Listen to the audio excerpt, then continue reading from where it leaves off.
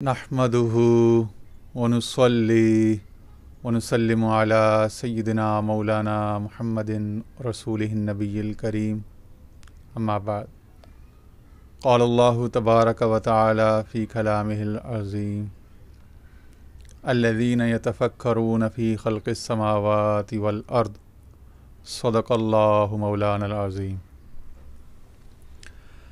اچھا جی، آج ہم شیخ اکبر محی الدین ابن عربی رحمۃ اللہ علیہ کی مایہ ناز بلند پایہ تصنیف التدبیرات الالہیہ فی اصلاح المملکۃ الانسانیہ، جس کا ترجمہ انہوں نے کیا ہے کہ اصلاح انسانی کی خدائی تدبیرات، اس کا مقدمہ اور تعارف کتاب کے حوالے سے آج دوسری نشست آپ کی خدمت میں پیش کر رہے ہیں۔ تو بات وہیں سے جوڑتے ہیں جہاں اس دن بات ختم ہوئی تھی۔ فرماتے ہیں محققین کا کہنا ہے، اور یا محققین سے مراد وہ لوگ جو حق تعالی کے معارف توحید میں غوطہ زن رہتے ہیں اور اس کی علمی، فکری، روحانی، ذوقی تعبیرات، عرفانی تعبیرات سے اپنا شغل رکھتے ہیں، وہ مراد ہیں۔ عام درجے کے ریسرچرز آج کے دور میں وہ عام جو اردو ادب ہے یا اسلامی ادب ہوتا ہے اس میں ریسرچ کرنے والے کو محقق سمجھا جاتا ہے۔ شیخ کے ہاں محقق وہ ہیں جو اہل حق ہیں، جو قربیت حق، تقرب حق پانے کی جستجو میں ہوتے ہیں، طالب حق ہوتے ہیں، اور پھر اس طالب حق کے ساتھ عارف حق، سالک حق، واصل حق ہوتے ہیں، عالم حق ہوتے ہیں، تو وہ ان کو محققین کہتے ہیں، صاحبان تحقیق، یعنی وہ جو حق کے قرب سے، اس کی صفات سے کسی درجے میں متحقق ہوئے، متصف ہوئے، تو وہ محققین کا کہنا ہے کہ اے بندے، یہ کائنات تجھ میں موجود ہے، تو غور کیوں نہیں کرتا؟ قرآن مجید سے یعنی یہ ان کا قول جو ہے وہ مستنبط، مستشہد ہوتا ہے۔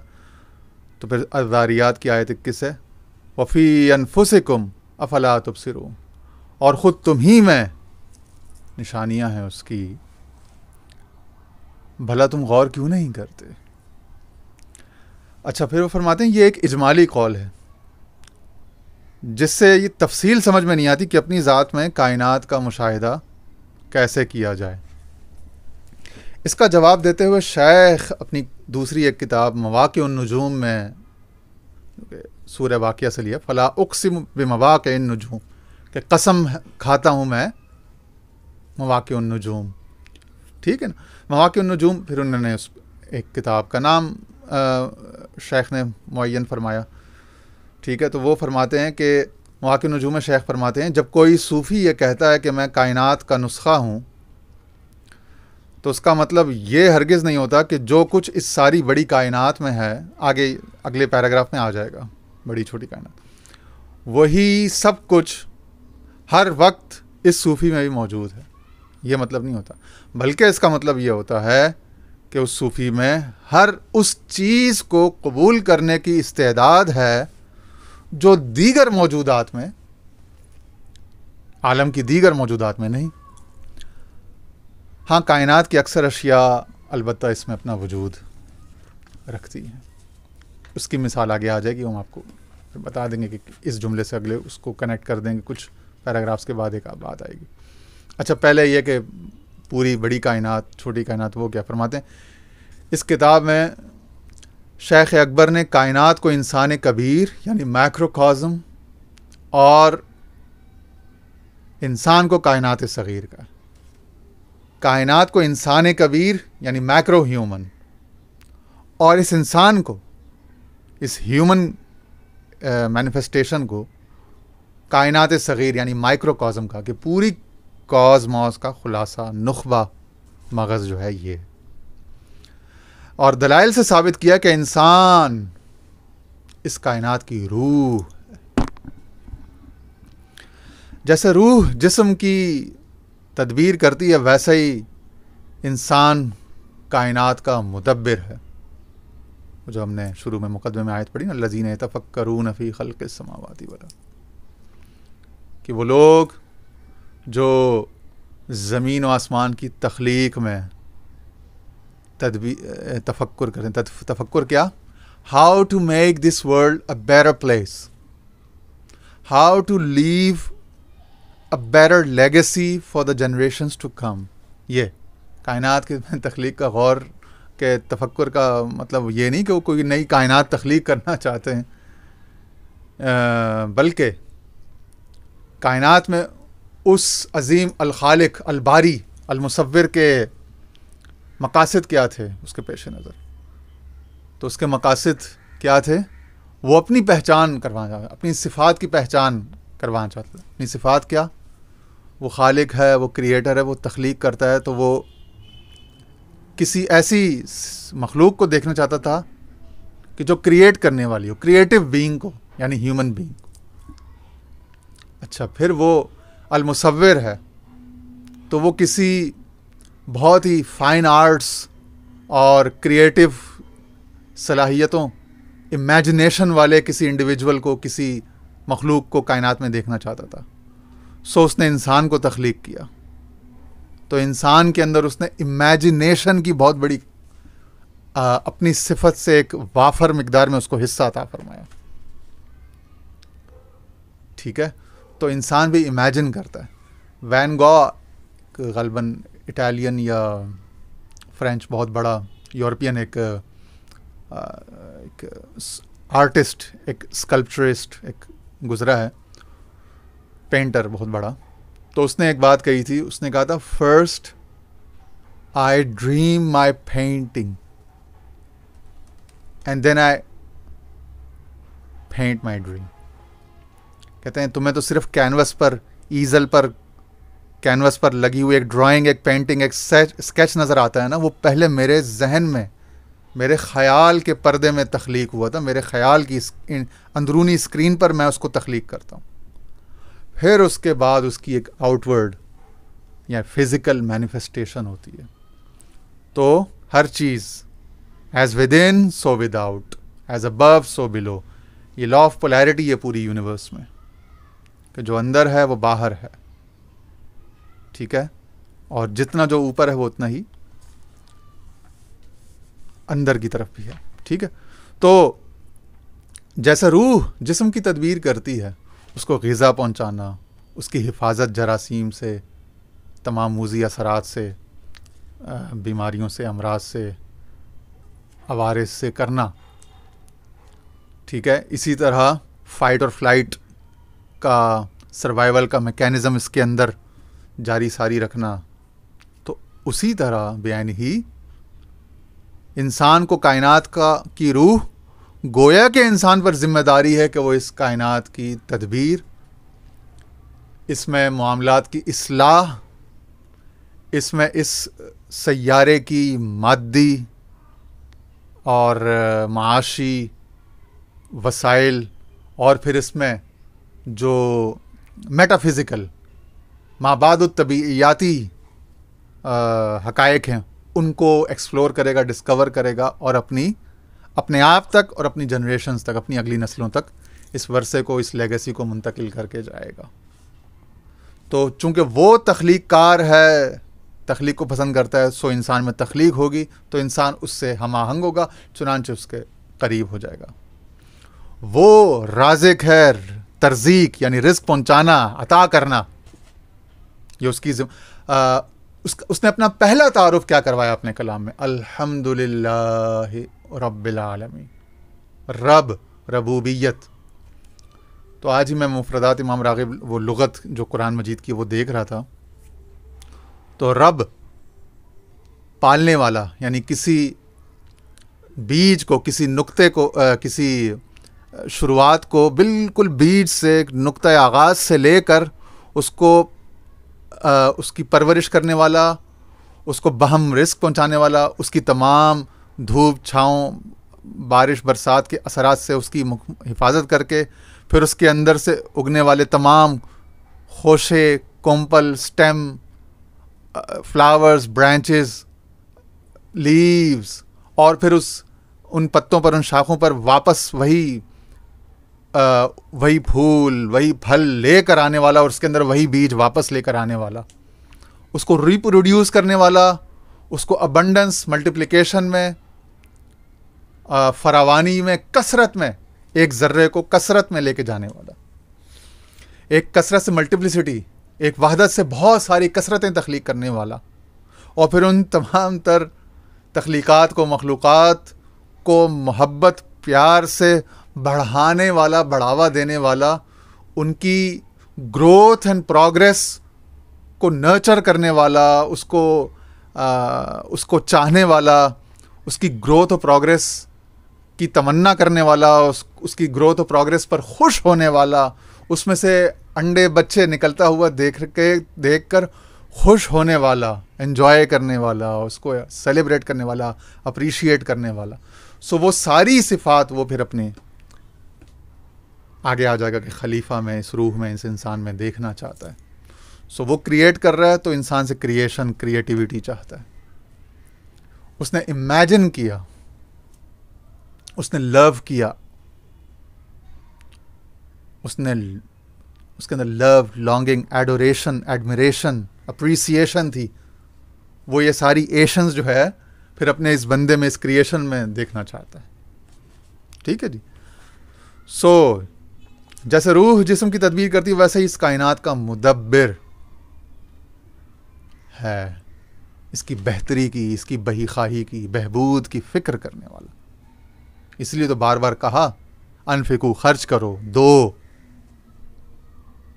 مال بھی، علم بھی، اور جو کچھ ہے تمہارے پاس اپنے اس خزانے سے دو، بڑھاؤ. لئن شکرتم لازیدنکم، اگر تم شکر ادا کرو گے تو میں اور زیادہ کر دوں گا. شکر کیا مانا؟ کہ اپنی ذات سے کسی نعمت کا اثر جو ہے بڑھا کر، باہر نکال کر دوسری ذات تک پہنچانا، اس کو زیادہ کر دینا. وہ ہمارے ہاں تو بس ایک محدود معنی لے لیا گیا کہ بس شکر الحمدللہ، بس زبانی تسبیح، شکر کے چند الفاظ، سبحان اللہ، الحمدللہ یہ کہنا، اور باقی تمام تر ڈسٹرکٹیو اور ڈسفنکشنل چیزیں سوچنا اور کرنا. مطلب ہماری جس طرح سے ہماری سوسائٹی وائرڈ ہو چکی ہے، تو اس پر بھی کبھی کبھی تھوڑی تھوڑی ہلکے پھلکے ہم ہینٹس دیتے چلے جائیں گے نا، تاکہ ہمیں پہچان تو ہو کہ یہ تو ایک ایکیڈیمک انٹلیکچوئل ڈسکشن ہے، ایک فلسافیکل، ایک مسٹیکل ڈسکشن. ٹھیک ہے. لیکن ہو کیا رہا ہے actually on the plane of physicality? ہو کیا رہا ہے on the plane of society? ہو کیا رہا ہے؟ تو اس کو بھی مد نظر رکھنا، تاکہ اس کی اصلاح کی، اس میں سے بہتری کی کوئی صورت نکلے.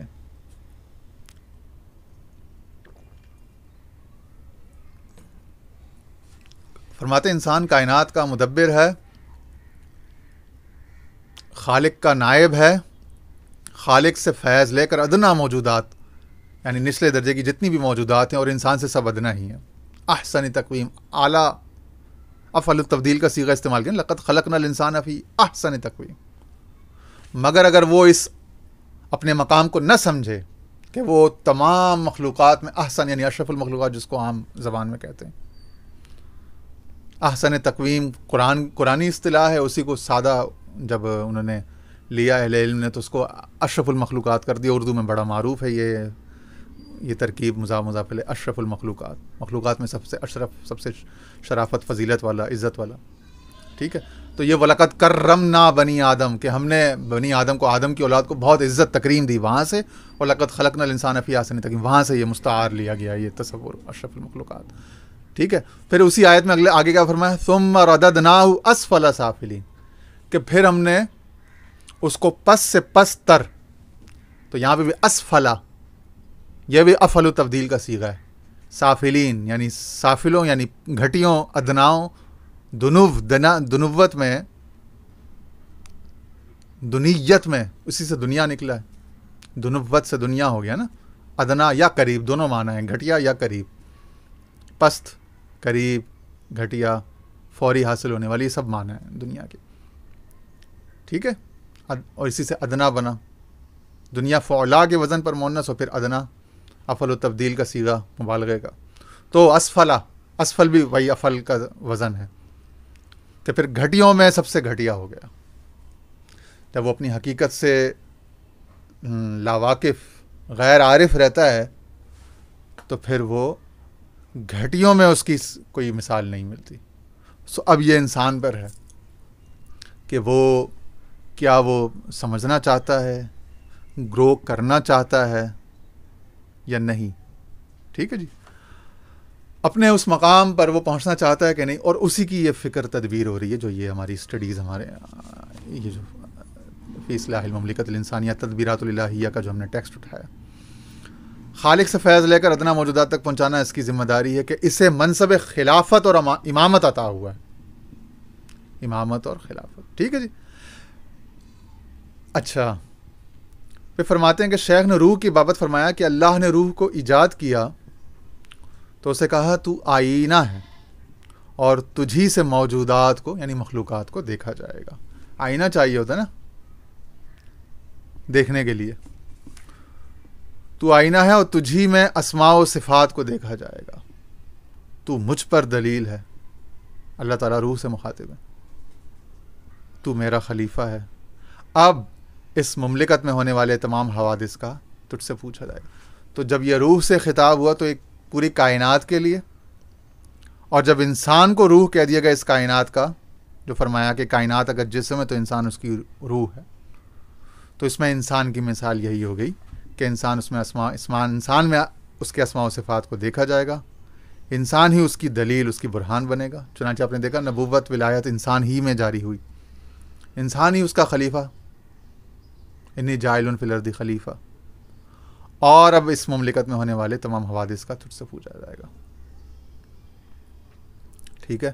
چنانچہ اب انسان کو یہاں پہ اختیار یعنی ول دے دی گئی، تبھی تو مواخذہ یعنی پوچھا جانے کا سوال پیدا ہوتا ہے نا. اچھا، اس کے بعد حاضرت جسم کا باب ہے. آپ یوں کہہ لو کہ جسم کی حقیقت کا باب ہے. ٹھیک ہے نا.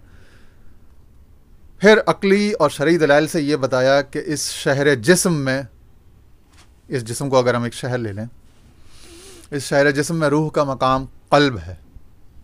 قلب، آگے حدیث بھی آ رہی، نہ کہ دماغ. پہلے فلاسفہ جو تھے یونانی یا حکماء جو تھے، ان کے نزدیک روح کا مقام، چونکہ بحثیں ہوتی رہی ہیں کہ قلب ہے یا دماغ ہے، اس پر اختلاف ہے.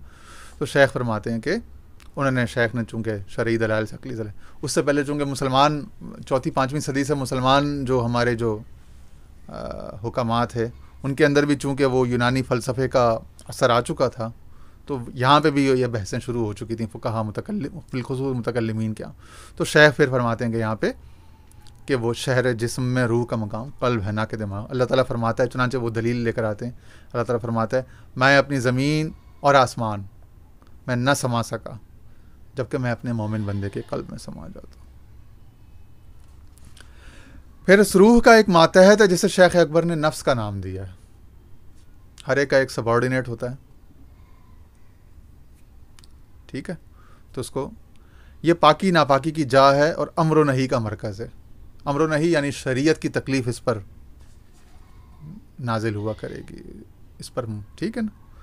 یہ وہ مبارک رات ہے جس میں ہر پرحکمت معاملے کا فیصلہ ہوتا ہے. یہ ہم نے کتاب الاسفار سے جب وہ شب برات شب قدر والی چیپٹر کو آپ کے سامنے وہ نکالا تھا تو اس میں یہ آیت اور یہ مضمون آیا بھی تھا وہاں سے. اچھا، یہ وہ مبارک رات ہے یعنی نفس جو ہے یہ وہ مبارک، چونکہ اس میں تاریکی ہے، اندھیرا ہے، مگر یہی نفس جب کسی عارف کا ہو، کسی طالب حق کا ہو، تو پھر یہ وہ مبارک رات ہوتی ہے. اور ہم میں سے ہر ایک نے اس نفس کو وہ مبارک رات سمجھنا اور وہاں تک پہنچتے ہوئے دیکھنا ہے. یہی سفر طے کرنا. یہی وہ مبارک رات ہے جس میں ہر پرحکمت معاملے کا فیصلہ ہوتا ہے. اچھا، روح کا نائب، یہ روح کا نائب اور اس کا ماتحت ہے یعنی نفس. اگر یہ روح کی تابعداری کرے تو مملکت میں یعنی شہر انسانی یا جسم انسانی جو ہے اس کو پوری مملکت کہا دیا گیا نا، وجود انسانی کو، اس میں سکون اور آسودگی رہے گی. لیکن اگر یہ نفس اپنی منمانی کرے گا تو شہر جسم کی تباہی اور بربادی. پھر شہر جسم میں جیسے روح تھا، اس کا بادشاہ جو بتایا، اس کے مقابل ایک امیر ہے،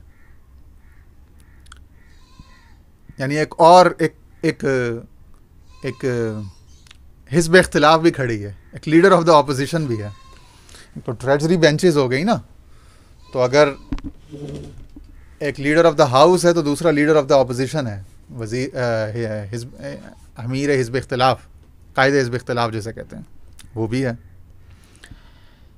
اپنے لاؤ لشکر اور حاشی برداروں کے ہمراہ بے نظیر ہے. تھوڑی سی سجا کفا، یہ روح کا حریف اور ہم پلہ ہے.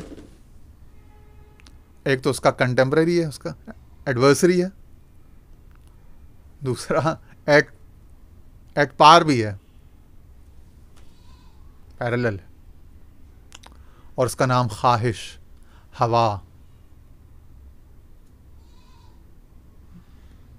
و ہوس جسے کہتے ہیں نا. تو ہوا کے اوپر پھر انہوں نے اس کتاب میں کافی تفصیل سے کلام کیا ہے. تو لیکن آج میں اس کتاب کے مندرجات سے گزر رہا تھا، اور اس سے پہلے بھی کچھ دفعہ گزر چکا ہوں. تو خیالات الحمدللہ، خیالات کا ایک دریا تو ایک رواں رہتا ہے، آتے رہتے ہیں خیالات. پنجابی میں کسی نے کہا تھا نا کہ رحمت دا دریا الہی ہر دم وگدا تیرا، جے قطرہ بخشے مینو کم بن جاوے میرا. تو دریا خیالات کا بہتا رہتا ہے، لیکن اس میں سے پھر کوئی مضبوط مستقل جب کوئی وارد آتی ہے تو اس کو پھر لے کر ہم پھر وہ کوئی یا مضمون کبھی لکھ لیتے ہیں، یا کبھی اس طرح سے ویڈیو یا پوڈ کاسٹ آڈیو ایک نشریات کے طور پہ لے آتے ہیں. مختلف اوقات میں مختلف ایک ڈرائیو آتی ہے، ایک انسپریشن آتی ہے، اور پھر مختلف طریقوں سے پھر اس کی ریلے کی مینیفیسٹیشن ہوتی ہے. تو یہ خیالات آتے رہتے ہیں. لیکن آج ابھی جب اس نشست سے تھوڑی دیر پہلے جب تیاری ہو رہی تھی تو وہاں مجھے ایک نیا خیال آیا، اور وہ غالباً پرانے خیالات کا قاطع یا خاتم ہو گیا. اب وہ یوں ہے کہ ہم اس کتاب کو ایک کتاب کی طرح، یعنی اس طرح سے چیپٹر پڑھنے کے بجائے یوں کریں گے کہ جیسے یہ مقدمہ ختم ہوتا ہے آج یا اگلی نشست میں، تو اس کے بعد پھر اس کے آخر میں جو حصہ ہے نا، جو مرید کے لیے، وہ چونکہ پریکٹیکلی ریلیونٹ ہے تو ہم اس کو لے لیں گے پہلے. آگے اگر اللہ نے زندگی دی، توفیق دی، اور وہ پورا ہو گیا تو پھر دیکھیں گے کتاب کے مندرجات یا کتاب الاسفار یا شیخ کی دیگر علوم. لیکن اب ہم اس کو اس مقدمے کے بعد، جب یہ مقدمے میں خلاصہ ایک طرح سے کتاب کی تعلیمات کا آ گیا، تو ہم اس کتاب کے یعنی کہ متن کو، اس پورے کانٹینٹ کو کھنگالنے کے بجائے آخر سے جو پریکٹیکلی ریلیونٹ حصہ ہے، ٹھیک ہے، جو میں اس چیپٹر کا آپ کو نام بھی بتا دیتا ہوں، وہ پہلے لے لیں گے. ٹھیک ہے، مرید کے لیے وصیتیں، باب نمبر 22 جو ہے، صفحہ نمبر 351. تو وہ جو 351 والا حصہ ہے اس کو ہم لے لیں گے، اور وہاں سے ہم شروع کر لیں گے. الباب الخامس من السابع عشر فی الوصیۃ للمرید السالک وولا فصول وبہ ختم الکتاب. اسی پر کتاب کا خاتمہ ہو رہا ہے، تو ہم اس کو لے لیں گے انشاءاللہ اگلی نشست سے یا چوتھی نشست سے. اور جیسے جیسے وہ مکمل ہوگا اس کے دوران دیکھیں گے کیا وارد آتی ہے، تو پھر اس کے حساب سے، ورنہ وہ کافی ہوگا اس کتاب کو حل کرنے کے لیے. کیونکہ مقصد کتاب کو محض کتاب سمجھنا نہیں ہے، کیونکہ کتاب تو پرنٹڈ پڑی ہوئی ہے، لوگوں کے سامنے ہے، اردو زبان آتی ہے لوگوں کو، جن کو عربی آتی ہے ان کو تو دوہرا ان کے لیے فائدہ ہے. مقصد اس کتاب میں سے فوائد نکالنا. پہلے بھی ہمارا زور عملی تطبیق، انطباقات پر، قرآنی حدیثی تطبیقات پر، پریکٹیکل ریلیونٹ اسپیکٹس پر تھا، اور اب بھی اسی پر ہے. ورنہ کتاب کو ایز اے کتاب دیکھنے والے اور اس کی اسٹڈیز کرنے والے انگریزی میں، اردو میں آپ کو بہتیرے مل جائیں گے، دنیا بھر میں ہیں. یوٹیوب ہے آج کل، فیس بک ہے، بہت کانٹینٹ مل جاتا ہے. تو اس طرح سے انشاءاللہ ایک تھوڑی سی ڈسٹنکشن بھی ہو جائے گی، اور انشاءاللہ زیادہ، چونکہ یہ ضرور دیکھنا ہے کہ ہم کس دور میں پیدا ہوئے ہیں، ہم کس دور میں رہتے ہیں. ہم اردو بولنے والے بنیادی طور پر پاکستان انڈیا کے رہنے والے یا بنگلہ دیش اور افغانستان کے بعض علاقوں میں، بھوٹان نیپال میں کہیں اردو، سری لنکا میں تھوڑی بہت بولی جاتی ہے، دبئی میں، سعودی عرب میں بھی اب چونکہ کافی تعداد ہو گئی ہے ہندی اردو بولنے والوں کی. تو اب اس میں سے بالخصوص جو ہمارا پاکستان کا جو ماحول ہے، جو یہاں کے ڈیموگرافکس ہیں، تو جب آپ کسی کا لیکچر سنیں یا کسی کی کوئی تحریر پڑھیں تو اس میں سے اس شخص کا جو بیک گراؤنڈ ہے، پس منظر ہے، کس ملک سے ہے، کس ریجن سے، کس خطے سے ہے، کیا وہ کوئی پسماندہ کوئی تیسری دنیا کی جگہ ہے، کیا وہ سپرسٹیشیس سوسائٹی ہے، وہم شک شبہ میں رہنے والی، یا وہ کوئی انٹلیکچولی یا لٹرلی بڑی کوئی سالڈ، بڑی اچھی فاؤنڈیشنز رکھنے والی سوسائٹی ہے. تو وہ چونکہ آپ کو اندازہ تو ہوگا کہ جس ملک سے میں بلانگ کرتا ہوں، پاکستان سوسائٹی، تو وہ تو آپ کو پتہ ہی ہے نا، بتانے کی میرے خیال میں ضرورت تو نہیں کہ یہاں تو لوگ بہت زیادہ جن پرست، جن باز قسم کے لوگ ہیں. یعنی اوور ویلمنگ اکثریت جو ہے وہ کہ 30 40 سال 50 سال بھی اگر وہ کتابوں میں رہتی ہے یا کسی پروفیشن میں ہوتی ہے یا پیری مریدی میں ہوتی ہے، تو ایک اس کے اندر شک ڈال دو کہ تیرے اوپر کوئی جن یا بدعملی یا کوئی تعویذ یا کوئی اثر عصیب ہے، تو اس کی ساری زندگی کی محنت ضائع ہو جاتی ہے. اس کے بعد وہ اسی چکر میں پڑ جاتا ہے کہ میں اپنے جن کو دور کر لوں، یا جن، کیونکہ یہاں پہ جن لوگوں کے تحت الشعور میں، لا شعور میں بری طرح گھسا ہوا ہے، پیوست ڈی این اے کے اندر گھسا ہوا ہے. جن، جادو، اس قسم کی جو فضولیات چیزیں ہیں، توہمات، خوف، پریشانیاں، وہم، وسوسے، یہاں آپ کو ہزاروں لاکھوں کی تعداد میں ایک ایک شہر میں لوگ ایسے مل جائیں گے جو آدھا آدھا گھنٹہ، ایک ایک گھنٹہ ہاتھ دھوتے رہتے ہیں، ان کا وضو نہیں ہو پاتا، کیونکہ یہاں اتنا ڈرا دیا گیا ہے، خوف کا اتنا اور شک کا اتنا انکلکیٹ کیا گیا لوگوں کے اندر، ڈیپلی روٹ کیا گیا ہے کہ کانفیڈنس نام کی، یقین نام کی کوئی شے تو نظر ہی نہیں آتی نا، اطمینان نام کی. تو بڑے عابد، زاہد، عبادت گزار، بڑے نیک پارس، اچھے لوگوں کی بات کر رہا ہوں، لیکن وہم اور شک کی ہزاروں لاکھوں تہوں کے اندر دبے ہوئے نفسیاتیں، شخصیتیں، ذہنیتیں آپ کو یہاں پہ کروڑوں کی تعدادیں ملتی ہیں. ہزاروں لاکھوں سے تو خیر ہمارا خود بذات خود واسطہ ہو چکا ہے، اور روزانہ کی بیسس پہ ہوتا ہے، ڈیلی. چونکہ ڈیلی 25 30 40 سال سے مشاہدہ درجنوں دفعہ ہوتا ہے اور ہزاروں لاکھوں دفعہ ایک مہینے یا سال میں ہوتا ہے، تو وہ پھر ایک بہت بڑی ایک قومی اکثریت کی ایک پوری ایک اوور آل پکچر، ایک شناخت، ایک تعارف بن کے سامنے آ جاتا ہے کہ بھئی یہ ہے. کیونکہ وہ آپ نے آئل یا انجینئرنگ میں کبھی سنا ہو، پڑھا ہو، ڈپ ٹیسٹ ہوتا ہے نا، یعنی وہ پورے لاکھوں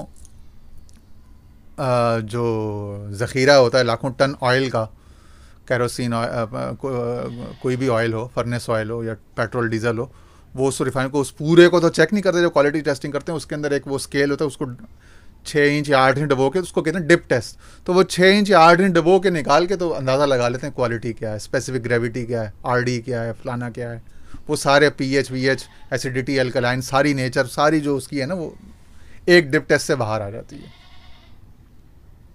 یعنی آپ نے دیگ پوری بریانی کی جو 20 کلو کی دیگ ہے، اس میں 10 کلو چاول، 10 کلو آلو اور گوشت پڑا ہوا ہے، چکن پڑا ہوا ہے، آپ پورے 20 کلو کی دیگ کو تو نہیں نا ٹیسٹ کر سکتے آپ، تو ایک دانہ یا 2 چمچ چک کے تو اندازہ لگا لیتے ہیں کتنا مسالہ ہے، کس طرح کچے چاول ہیں، پکے ہیں، سیلا ہے یا باسمتی ہے، ٹوٹا ہے، جو سب کچھ پتہ چل جاتا ہے.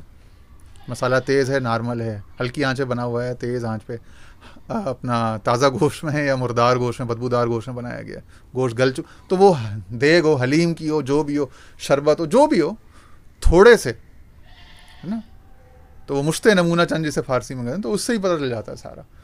تو یہاں تو ہزاروں لاکھوں ایونٹس اور شخصیات کا بتایا جا رہا ہے آپ کو کہ اس طرح سے یہ پوری، چونکہ قومی نفسیات ایک مجموعی سوسائٹی کا اس طرح سے ہے، تو پھر ان کے لیے چونکہ وہاں پہ تو جو مرید ہیں جو اس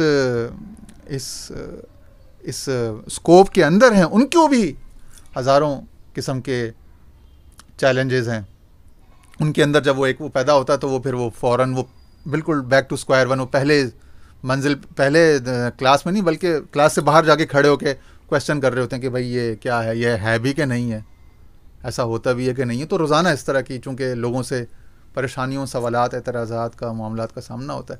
اچھا، جن، جادو اور یہ وہم توہمات اور یہ خوف اور یہ جو مجموعی، اس کے علاوہ پھر ایک دوسری جو ڈائمنشن ہے ہماری قوم کی، بالخصوص یورپ، امریکہ، ترقی یافتہ ملکوں میں تو ان کو نہیں اتنا میٹر کرتا، لیکن یہاں پہ تو پھر وہ مسلک و فرقہ بھی بہت بڑی ایک پاؤں کی بیڑی ہے، ایک دماغ کی، ذوق کی، عقل کی، روح کی تو خیر نہیں، روح تو بڑی آزاد ہوتی ہے، لیکن دماغ، عقل، وہ جو دیگر قوا ہیں ان کے لیے ایک بہت بڑا مضبوط جکڑن، ایک بیڑی، ایک فرقہ مسلک ہے. اس میں سے لوگ نہیں باہر نکل پاتے.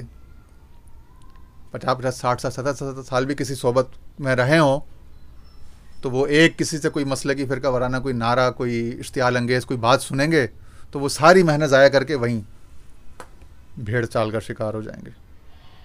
تو ہزاروں لاکھوں کی تعداد میں چونکہ اس طرح ہوتا ہے، تو وہ جو ٹھوس پن، مضبوطی ہے، تھاٹ میں کلیئرٹی ہے، وہ تو یہاں اگر آپ لاکھوں کروڑوں میں بھی ڈھونڈنے پہ نکلیں تو شاید آپ کو کوئی ایک آدھ دانہ، کوئی ایک شخص ایسا ملے جس کے اندر کلیئرٹی ہو، کانسیپٹ کلیئر ہو، یقین کے ساتھ محکم ہو، اور اس کو زمانے کے اور یہ جو روز کے اٹھنے والے فتنے، سوال یا پریشانیاں یا چیلنجز ہیں، وہ اس کا جو اصل جو موقف، بنیادی جو پکا ٹھوس پن ہے، اس سینٹر آف گریوٹی کو متاثر نہ کرتے ہوں.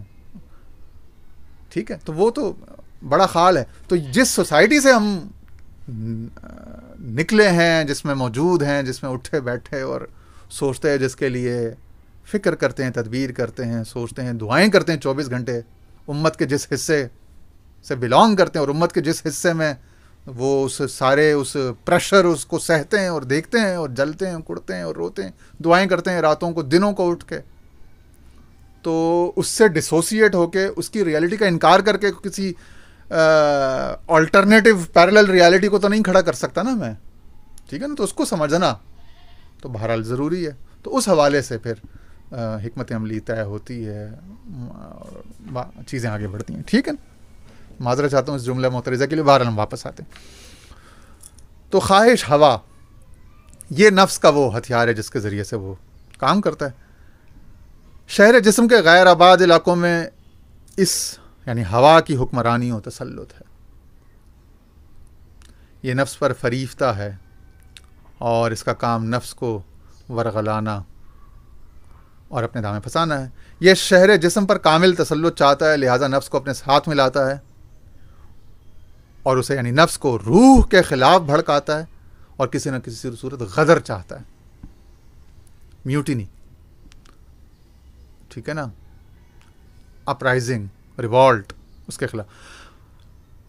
تو کیوس چاہتا ہے، ڈسرپشن چاہتا ہے. مزید اس شہر جسم میں روح کا ایک وزیر ہے، عقل یا علم. ٹھیک ہے، جس کی ذمہ داری مملکت کا نظم و نسق چلانا اور مملکت کے کونے کونے پر نظر رکھنا ہے. یہ روح کا وزیر ہے عقل.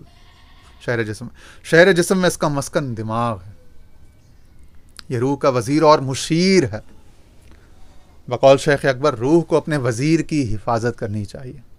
صحیح مسلم کی غالباً حدیث ہے نا، ریاض الصالحین میں بھی ہم نے اپنے بہت شروع میں جب درس حدیث شروع کیا 2018-19 میں، تو وہاں وہ پڑھ کے فقہ ابواب میں سنائی بھی تھی، جہاں حضور اسلام امامت سے یوں ایسے مڑ کے مقتدیوں کی طرف دیکھ کے فرماتے ہیں، لِيَلِيَنِي مِنْكُمْ أُولُو الْأَحْلَامِ وَالنُّہَىٰ. اور یہ صحابہ کرام سے خطاب ہو رہا ہے کہ تم میں سے جو پختہ عقل، فہم، سوجھ بوجھ والے لوگ ہیں، اولو الاحلام والنہا. تو یہ تھوڑا سا مائنر سا فرق ہے اس میں. ٹھیک ہے، تو پختہ عقل فہم والے اور معاملہ فہمی، سوجھ بوجھ، تدبر، بصیرت والے لوگ، وہ میرے قریب ہو جائیں. تو وہ جماعت میں ظاہری طور پہ بھی قریب، مشورے میں بھی قریب، اور پھر چنانچہ ہر دور میں جو فناف الشیخ فناف الرسول کا طریق رہے گا وہ یہی رہے گا. جیسے جیسے آپ کی عقل، آپ کا فہم ڈیولپ، گرو کرتا ہے، تو وہ چونکہ روح کا وزیر ہے، تو وزیر جب مضبوط ہوتا ہے تو بادشاہ مضبوط ہوتا ہے. روح کا رائٹ ہینڈ ہے، سلطان روح کا. شاہ جاں مر جسم را ویراں کھنیت، مولانا روم فرماتے ہیں نا. تو اس شاہ جاں کو، سلطان روح کو ایک مضبوط وزیر کی ضرورت ہے، وزیر اعظم کی. تو جب عقل پختہ ہوتی ہے تو روح کا جو ایگزیکٹو کنٹرول ہے وہ بہتر ہوتا ہے، روح کے مقاصد حل ہوتے ہیں. ٹھیک ہے جی. روح کو اپنے وزیر کی حفاظت کرنی چاہیے کہ اس کی بقا میں، مملکت کی بقا ہے. اسی سے تمام امور مملکت میں مشورہ کرنا چاہیے کہ اللہ نے اس کی رائے میں پختگی اور استحکام رکھا ہے. پھر اس شہر میں ایک قاضی ہے، اس کا نام عدل ہے، کہ یہی مملکت کی حیات ہے. یہ اللہ کا وہ میزان ہے جو زمین میں رکھا گیا ہے اور جس سے روز قیامت وہ لوگوں میں فیصلہ کر. اگر مملکت جسد یعنی جسم ہے تو عدل اس کی روح ہے. مولا علی کا ایک قول آتا ہے نا کہ ظلم کا نظام تو چل سکتا ہے، کفر کا حکومت یا کفر کا نظام نہیں چل سکتا. بہت زیادہ کوٹ کیا جاتا ہے. تو عدل اس کی روح ہے، اور عدل کے بغیر مملکت خراب اور تباہ ہو جاتی ہے. اچھا جی. شہر جسم کا سب سے اہم منصب کتابت ہے، جرنلنگ.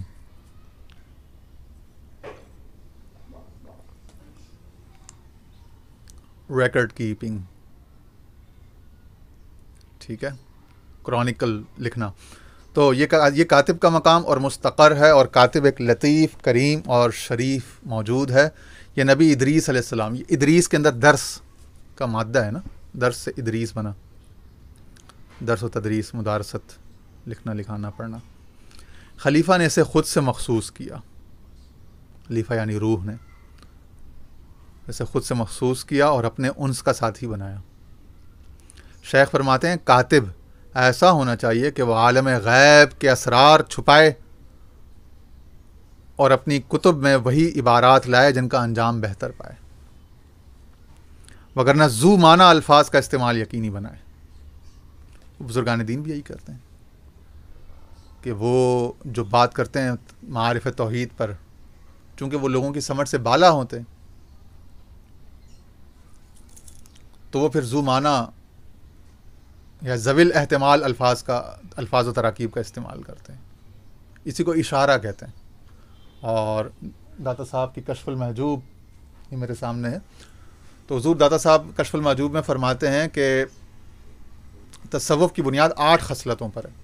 ایک چیپٹر ہے اس میں، ہم نے اس میں سے بھی ایک لیکچر ایک دفعہ ریکارڈ کیا تھا. اور وہ 8 خصلتیں 8 نبیوں کی خصلتیں ہیں. پھر حضرت ابراہیم علیہ السلام سے مہمانی فیاضی لی، پھر اس طرح ساری.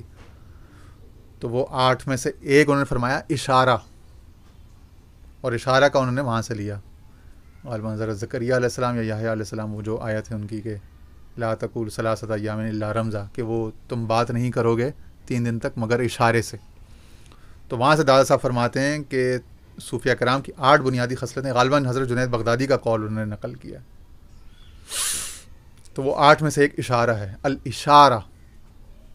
اور وہی جس کو کہتے ہیں نا، وہی کہ اگر آپ لغت اٹھائیں تو وہی کبھی بھی ہے الاشارۃ السریعہ، کہ تیز اشارہ.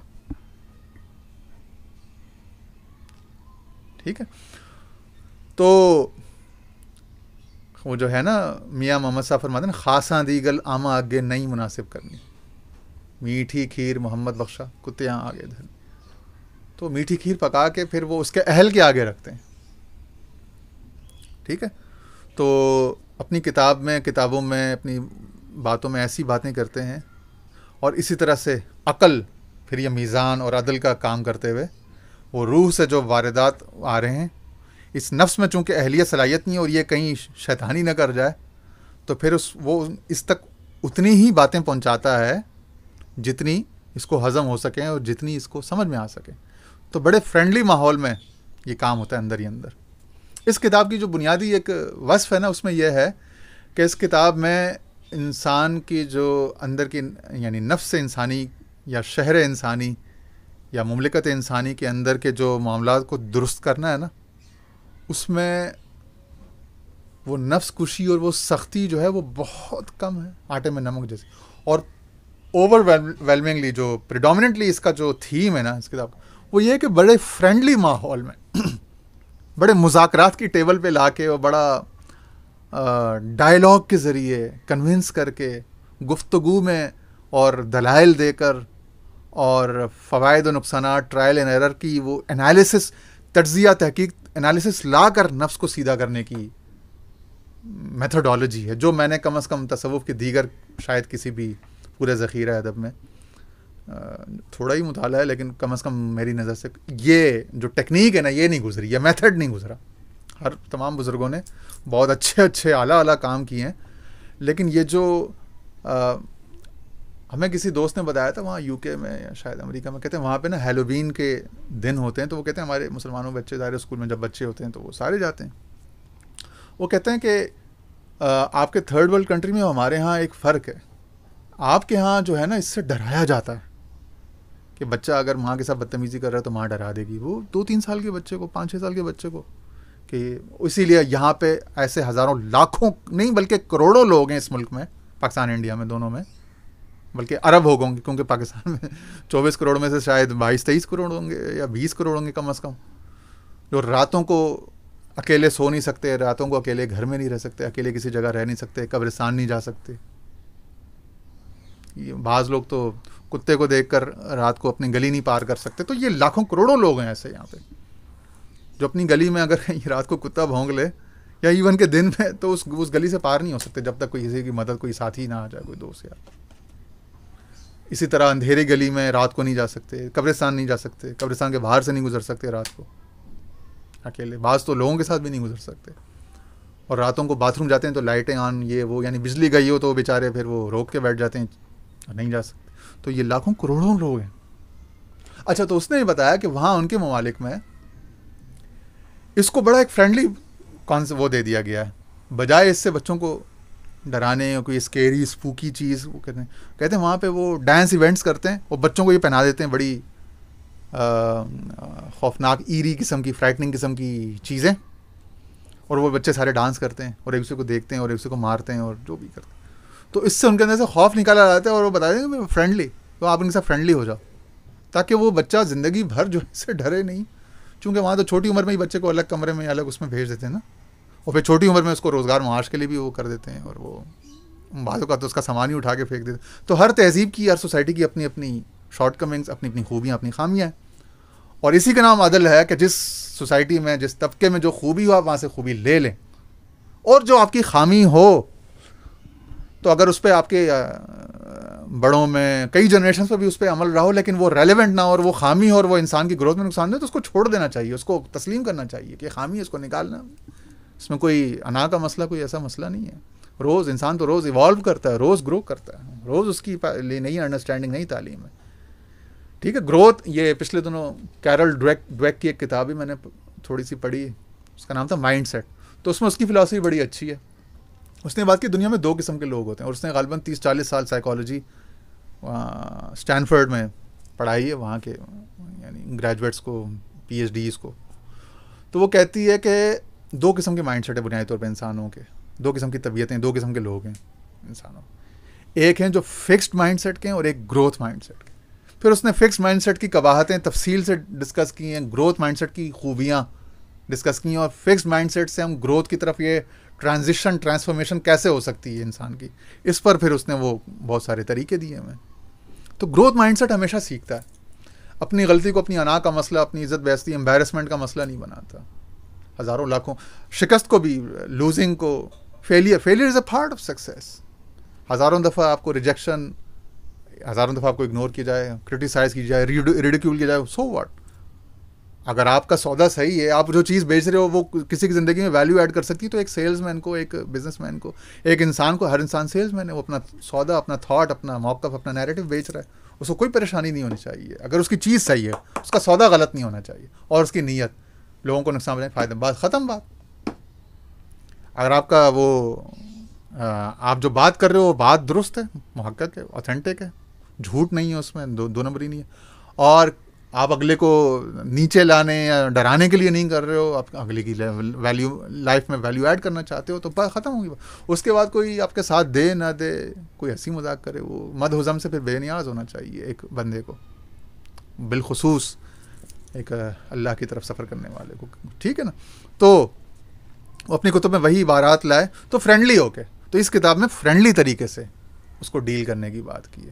اور ہمارے جو نوید بھائی جن کا میں نے پچھلے، وہ انہوں نے بہت کشف المحجوب کئی دفعہ پڑھی اور بہت عرصے پڑھی، تو وہ اس کی ایک لائن کوٹ کرتے ہیں شروع سے. جب سے میں پیر صاحب سے بیعت ہوا تب سے ان کے ساتھ باتیں ہوتی تھیں، تو وہ ایک بات میری نظر سے تو وہ نہیں گزری اس کتاب میں، لیکن انہوں نے پڑھی ہوگی کیونکہ انہوں نے بہت پڑھی ہے وہ کتاب. تو وہ کہتے ہیں کہ کشف المحجوب میں ایک جگہ یہ بھی ہے داتا صاحب کی کہ نفس جو ہے یہ اگر اس کو کاٹو گے، یعنی اسی فرینڈلی اور اس سے ملتی جلتی بات کہ اگر تم اس کو کاٹو گے تو یہ 2 ہو جائیں گے، ملٹیپلائی اسکوائر ہو جائیں گے، 2 سے 4، 4 سے 8 ہو جائیں گے، تو اس کو کاٹو نہیں. یعنی ایک جگہ انہوں نے بھی یہ بات کی کہ اس کو ڈیل کرنا ہے تو فرینڈلی ہو کے اس کے ساتھ ایک بانڈنگ، ایک ریپو بلڈ کر کے بات کرنی ہے. جو آج کل کی کمیونیکیشن سکلز میں جو سکھایا جاتا ہے کہ اگر آپ نے کسی کو کوئی سودا بیچنا ہے تو پہلے آپ کسی ایسی بات پر جو آپ کے اور اس کے درمیان کامن انٹرسٹ کی ہو، جس سے وہ آپ کے ساتھ ہوک اپ اٹیچ ہو، ریپو بلڈ ہو، پھر آپ اس کو بتاتے ہیں، اپنا سودا پچ کرتے ہیں کہ بھائی یہ میرے پاس یہ آفر، یہ پروڈکٹ، یہ سروس ہے، میں آپ کو. تو وہ کہتے ہیں کہ اپنی کتب میں وہی عبارات لائے جن کا انجام بہتر پائے، وگرنہ زومانہ الفاظ کا استعمال یقینی بنائے اور امام کے سامنے احتمالات رکھے. کاتب کی مہارت اور دانائی یہ ہے کہ حروف اور معانی میں برابری لائے، یعنی جتنا مقصد ہو اتنی بات کرے، غیر ضروری اتناب بھی نہ ہو، طوالت، اور غیر ضروری اختصار بھی نہ ہو. ایجاز اور اتناب کے بین جتنا ضروری ہے، اعتدال، اسی کو کہتے ہیں توسط، اعتدال. حروف معنی میں برابری لے کر آئے، ایسے الفاظ کا چناؤ کرے جو سیدھے دل سے ٹکرائیں، کیونکہ مملکت کی نجات اسی کے ہاتھ میں. کاتب، اسپوکس پرسن آپ کہہ لو، جس نے اعلامیہ، ڈکلیریشن دنیا کے سامنے لے کر آنی ہے، جو اس کا سپرنٹینڈنٹ کہہ لو آپ، ٹھیک ہے. اس کے بعد شہر جسم میں عاملین اور اصحاب محصولات ہیں، لیویز، ٹیکسیشن، یعنی ریونیو کے ڈپارٹمنٹس ہیں، ٹھیک ہے، ایکسائز، ٹیکسیشن، ریونیو کے. یہ تیرے حواس اور اعضاء ہی ہیں. تیرے حواس یہ لے کر آئیں گے نا، کلیکٹ کر کے انپٹس، انفارمیشن لے کر آئیں گے. حواس اور اعضاء، انہی سے اعمال سرزد ہوتے ہیں اور یہی مملکت کی نجات یا ہلاکت میں ذمہ دار ہیں. اعضاء کے ادراکات، پرسیپشنز، حواس کے تابع ہیں. حس، جو ہماری حصے ہیں، سی، ہیئر، اسمیل، ٹیسٹ، ٹچ، جو ہماری حواس 5 خمسہ ہیں، 5 سینسز، ٹھیک ہے نا. تو ادراکات حواس کے تابع ہیں. اور حس جو ہے وہ قوت خیال کے ماتحت ہے. اب خیال میں فاسد بھی ہے اور صحیح بھی ہے. خیال پھر ذکر کے تابع ہے، ذکر فکر کے تابع ہے، اور فکر سلطان عقل کے تابع ہے. سبحان اللہ. تو سلطان عقل ان سب پر حاکم، بالا ہو گیا، بالا دست ہو گیا. اس کے نیچے آ گئی فکر، فکر کے نیچے آ گیا ذکر، ذکر کے نیچے آیا خیال، خیال کے نیچے پھر وہ حواس، حواس کے نیچے ادراکات. تو ہم نے آپ کو دونوں طریقے سے پڑھ کے بتا دیا، اسینڈنگ ڈسینڈنگ دونوں آرڈرز میں، ٹھیک ہے. عقل تیری وزیر ہے اے انسان، تو جو روح کائنات ہے، اور تو بادشاہ ہے. یا اے انسان، پھر تیرے اندر جو بادشاہ ہے وہ روح ہے، تو اس روح سے خطاب ہے، اور اس کی وزیر عقل ہے. دونوں طرح سے، ٹھیک ہے. تیرا کام، یعنی اے روح، تیرا کام جسم انسانی، شہر انسانی میں، دنیا انسانی میں، ان سب کو اپنے تابع رکھنا ہے، ٹھیک ہے. نہ کہ ان کا تابع ہو جانا، یہ نہیں کرنا بس، کہ ایسی صورت میں تیری مملکت کی تباہی اور بربادی. تو آگے تھوڑا سا اس کو ہم کوئکلی جو ہے، پھر انہوں نے ایک عالم مناسبت اور اضافت کی کا باب ہے، تو اس کی بات تھوڑا سی اس کی بات کر لیتے ہیں، پھر آج کی نشست کو آج ختم کرتے ہیں. تو مناسبت اور اضافت کی انہوں نے بات کی ہے، اور اس میں پھر انہوں نے کچھ مشابہت کی باتیں کی ہیں. انسان اور عالم کی مشابہت کی کچھ انہوں نے، انسان اور universe, human, individual human being اور یونیورس، اس میں جو ایک کورسپونڈنس، کوریلیشن ہے، انالوجی ہے، اس پر انہوں نے تھوڑی سی بات کی. اس انالوجی کو، اس سملیرٹی کو تھوڑا سا ہم دیکھ لیتے ہیں. وہ کہتے ہیں کہ مشابہت کی چند مثالیں یہ ہیں، جیسے کائنات میں بڑھنا ہے، جو اللہ تعالیٰ کے صفت الرب، ربوبیت، رب العالمین، وہاں سے وہ سٹیم کرتا ہے، آف شوٹ کرتا ہے. کائنات میں بڑھنا ہے، ایکسپینڈ کرنا، گروتھ، پروگریس، بڑھنا. تو اس کی مثال انسان کے جسم میں، انسان کے وجود میں ناخن اور بال ہیں، ہمیشہ بڑھتے رہتے ہیں، آپ روک نہیں سکتے. چنانچہ انسان کو ہمیشہ گروتھ اورینٹڈ ہونا چاہیے ہر لحاظ سے. وَلَلْآخِرَةُ خَيْرٌ لَكَ مِنَ الْأُولَىٰ. اور اے محبوب صلی اللہ علیہ وسلم، آپ کے لیے آپ کی ہر بات کی گھڑی، ہر بات کا گھنٹہ، ہر بات کا دن، ہفتہ، مہینہ، ہر اس سے پہلے کے گھڑی سے، پہلے گھنٹے سے، پہلے دن سے، ہر بات کا دن پہلے دن سے، ہر آنے والا دن اس دن سے، آج کے دن سے، ہر آنے والا ہفتہ اس ہفتے کی جو کانشیسنس اور جو اویئرنیس اس سے بہتر ہوگا. چنانچہ آپ صلی اللہ علیہ وسلم کے تصدق میں، آپ صلی اللہ علیہ وسلم کے قدموں سے جڑے، آپ کی اطاعت میں، آپ کے صفوں میں کھڑے ہوئے تمام غلاموں تک اس فیض کا حصہ بقدر ظرف، بقدر استعداد پہنچتا جاتا ہے. ٹھیک ہے. تو اس کی مثال فرمایا کائنات میں بڑھنا ہے، کائنات بڑھ رہی ہے. یہ کائنات ابھی ناتمام ہے شاید، اقبال نے کہا تھا نا، سبق ملا ہے یہ معراج مصطفیٰ سے مجھے کہ عالم بشریت کے زد میں ہے گردوں. اس نے کہا معراج مصطفیٰ سے مجھے ایک سبق ملا، سبق یہ ملا، یہ جو بشر، یہ جو عالم بشریت ہے نا، اس کی زد میں ہے آسمان، گردوں آسمان کو کہتے ہیں. یہ کائنات ابھی ناتمام ہے شاید، ابھی مکمل نہیں ہوئی، کہ آ رہی ہے دمادم صدائے کن فیکون. کہہ رہا غور سے سنو تو اس کائنات میں ہر وقت تمہیں البدیع کی تکوین، امر کن فیکون مسلسل نظر آ رہا ہے. بدیع السماوات والارض، تو مسلسل بدعت کیے جا رہا ہے، ابتداء.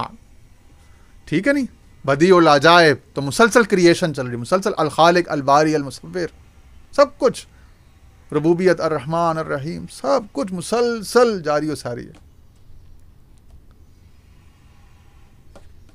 تو وہ قوم، وہ جو اقبال نے کہا تھا کہ وہ قوم، جو قوم کے فیضان سماوی سے ہے محروم، یورپ کی انہوں نے بات کی جب یورپ سے واپس آئے، حد اس کے کمالات کی ہے برق و بخارات. کہہ رہے ہیں وہ جو قرآن سے آخری وحی کو تسلیم کرنے اور اس کو روز پڑھنے اور اس کو روز برتنے سے محروم ہے، اس کا یہ حال ہے کہ برق و بخارات، الیکٹریسٹی پر، ٹیلی فون، بجلی اور ہواؤں میں اڑنے پر اس کو جو ہے نا وہ تصرف و قدرت حاصل ہو چکی ہے. اسٹیم انجن، بڑے بڑے ٹائٹینک شپ، پتہ نہیں کیا کچھ ہو چکا تھا اقبال کے دور تک، اس سے پہلے بلکہ ایئر لائن انڈسٹری بھی بن چکی تھی، جہاز بھی اڑ چکے تھے، کمرشل ہو یا اپنا ڈیفینس کے اس میں ہو. تو وہ کہہ رہے حد اس کے کمالات کی ہے برق و بخارات. جو فیضان سماوی سے محروم قوم ہے، تو جو فیضان سماوی کی حامل قوم ہے، کتنے افسوس کا مقام ہو کہ اس کے اندر کریٹیویٹی نہ ہو، کنسٹرکشن نہ ہو، اس کے اندر کریٹیو انڈیویجول ہونا، کنسٹرکٹیو انڈیویجول، کنسٹرکٹیو تھنکر ہونا، کریٹیو تھنکر ہونا، بجائے انسپریشن کے اس میں ایک اسٹگما بن جائے، وہ آؤٹ لائر سمجھا جائے، ڈسرپٹر سمجھا جائے جو کریٹیو بینگ ہو. تو کتنے دکھ کا مقام ہے. اور اس کے برعکس وہاں دیکھتے ہیں تو ہر وہ آدمی جو کریٹیو ہے، جو کچھ کر رہا ہے، کر کے دکھا رہا ہے، کچھ کر سکتا ہے، جس کے اندر کچھ ہے، اس کے لیے سازگار ہے ہوا، معاشرہ میں اس کے لیے ایکسیپٹنس ہے، قبولیت ہے. تو یہ دیکھنا ہوگا ہمیں اپنے رویوں پر بہت زیادہ، یہ جو خامخواہ کا غصہ اور فخر اور غرور ہے نا کہ ہم مسلمان ہیں تو بس سارے ہم کو گناہ معاف ہیں، ساری بدتمیزیاں، بدذوقیاں، بدماشیاں ہم کو جائز حلال ہو گئی ہیں. یہ بہت بڑی غلط فہمی ہے ہم لوگوں کو، بہت بڑی غلط فہمی ہے، اور یہ بہت ڈیپلی روٹڈ، بہت انگرینڈ ہے ہمارے یہاں، جاری ساری خون کے ڈی این اے کے اندر گھسی ہوئی ہے. اس پر بات کرنے والا، اس پر ایجوکیٹ کرنے والا، انلائٹن کرنے والا بھی کوئی نہیں ہے کہ اس پر کوئی بڑا قائد ہو، کوئی مذہبی، سیاسی، کوئی مصنف، کوئی رائٹر جو اس پر بات کرے، وہ لوگوں کو اس سے نکالے، اس خامخواہ کی خوش فہمی و غلط فہمی کا ایک پہاڑ. اور پروڈکٹیوٹی کچھ بھی نہیں ہے، یعنی دنیا کے لیے بینیفیشل ہونے کے حوالے سے کچھ بھی نہیں ہو، نہ فرد کے اندر نہ سوسائٹی کے اندر ان جنرل. ٹھیک ہے نا. تو یہ سدھارنا ہے اس کو، اپنے آپ کو. وہ واسف صاحب فرماتے ہیں نا، فقیری کی ابتدا یہ ہے کہ ہارملیس ہو جاؤ، بے ضرر ہو جاؤ، اور اس کا کمال انتہا یہ ہے کہ پھر نفع بخش بھی ہو جاؤ لوگوں کے لیے، فائدہ مند اور نفع بخش ہونے کا سوچو. خیر الناس من ینفع الناس، لوگوں میں سب سے بہتر وہ ہے جو لوگوں کے لیے زیادہ نفع بخش ہے. اور قرآن نے سورہ رعد یا نحل ہے، کئی دفعہ میں نے وہ آیت اپنے دوستوں میں کوٹ کی، وَأَمَّا مَا يَنْفَعُ النَّاسَ فَيَمْكُثُ فِي الْأَرْضِ. اس سے پہلے زبد البر، کہ بھائی جو جھاگ ہے نا، جو وقتی شور شرابے، تقریریں، وہ جھگڑے، اعتقادی مناظری، بحثیں، مسئلے کی چیزیں، کہتے ہیں یہ تاریخ کے کرتاس میں، کراتیس میں اس کی کوئی حیثیت نہیں ہے.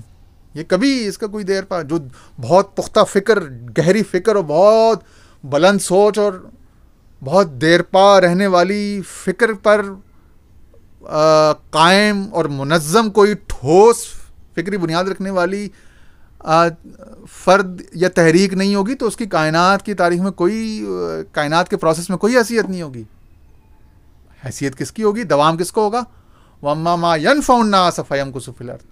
ہاں البتہ جو شے لوگوں کے لیے، انسان کے لیے، انسانوں کے لیے، يَنْفَعُ النَّاسَ، يَنْفَعُ الْمُسْلِمِينَ بھی نہیں کہا، يَنْفَعُ النَّاسَ، جو لوگوں کے لیے نفع بخش ہوگی، فَيَمْكُثُ فِي الْأَرْضِ، وہ زمین پہ قائم رہے گی، اس کو زمین پر ثبات ملے گا.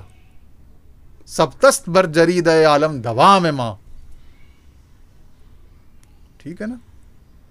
ہرگز نمیرداں کے دلش زندہ شد بعشق. اور یہاں پہ عشق سے مراد جد و جہد ہے، جد و جہد، جہاد، مجاہدہ، اجتہاد، فکری، عملی، سیاسی، تہذیبی ارتقاء، تمدن کا ارتقاء، تخلیق، سائنس، علوم کا ارتقاء، انقلاب، ہمگیر، ہمہ جہت. تو پھر جا کے سب تصبر جرید ہے، پھر عالم کا جو جریدہ جو تیار ہو رہا ہے، اس تاریخ کے جریدے میں، اس تاریخ کے اس کرونیکل میں، اس صحیفے میں، اس کا جو نام ہے وہ ثبت ہو جاتا ہے. ٹھیک ہے، نام رہ جاتا ہے، امپریشن، اثر رہ جاتا ہے. فَيَمْكُثُ فِي الْأَرْضِ، کیا؟ وَأَمَّا مَا يَنْفَعُ النَّاسَ، جو لوگوں کے لیے، مخلوق کے لیے بھلائی کی بات ہوگی، خیر کی. ٹھیک ہے. اچھا جی، تو کائنات میں بڑھنا ہے تو اس کی مثال انسان میں ناخن اور بال ہیں، بڑھتے رہتے ہیں، کوئی روک نہیں سکتا، کوئی روکنے والا نہیں. تو اس طرح تھاٹ بھی بڑھتا رہتا ہے، کوئی روکنے والا، کوئی روکنے والا. سنو بال افیکٹ ہے، کوئی نہیں اس کے راہ میں حائل ہو سکتا. وہ قبر میں جا کے بھی زندوں سے زیادہ بلند آواز ہو جائے گی اس کی. ٹھیک ہے نا. کائنات میں 4 عناصر ہیں، کیونکہ اس کی نیت پر ہے. اس کی نیت جتنی ٹھوس تھی، اور اس کی تیاری، تدبیر، اور اس کے لیے ظاہر عقلی، علمی، جتنے بھی جتنا اس نے اپیرٹس جمع کیا تھا، اور جتنا اس کے لیے ساز و سامان، تو اتنا ہی پھر وہ بھاری بھی ہو جاتا ہے. ٹھیک ہے جی. اچھا، کائنات میں 4 عناصر ہیں، آگ، پانی، مٹی، ہوا، پانی. تو انسان کی تخلیق بھی انہی 4 اخلاق سے ہے. کائنات میں درندے ہیں، وحشی جانور ہیں، وائلڈ بیسٹ. تو انسان میں بھی ان درندوں اور وحشی جانوروں کی جو وہ ہیں، فگرز ہیں، مینیفیسٹیشنز ہیں یا مثالیں ہیں، وہ کن صورتوں میں؟ قہر، غضب، کمینگی، حسد، یہ جو ٹھیک ہے، شہوت اور یہ سب چیزیں، غضب، قہر وغیرہ. کائنات میں نیک روحیں اور فرشتے ہیں، تو انسان میں اعمال صالحہ ہیں، افکار صالحہ، خیالات صالحہ، نیک صالح. زمین میں موجود پہاڑوں کی مثال انسانوں میں ہڈیوں کی سی ہے کہ وہ ان کو. ٹھیک ہے نا. تو اذان ہو چکی ہے. آج ہم یہاں پہ یہ بات اس کی ختم کرتے ہیں. انشاءاللہ اگلی نشست میں تھوڑا سا اور دیکھ لیں گے، اور اس کے بعد پھر ہم وہ جو آخر میں ایک رسالہ ہے مریدوں والا، آداب تصوف، آداب مریدین والا، اس کو دیکھ لیں گے انشاءاللہ. وآخر دعوانا ان الحمد للہ رب العالمین.